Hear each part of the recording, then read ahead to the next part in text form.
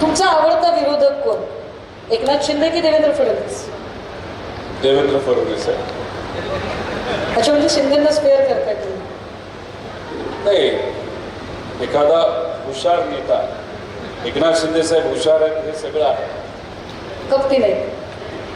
म्हणजे सगळ्या अंगाने हुशार जर या महाराष्ट्रामध्ये कोण असेल तर ते देवेंद्र फडणवीस साहेब आहेत.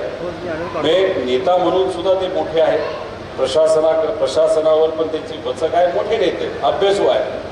पण राजकारण करत असताना वेगळ्या वेगळ्या प्रकारचा प्रयोग करणं, लोक ते स्वीकारत असतील का नसतील हे सुद्धा ते करू शकतात.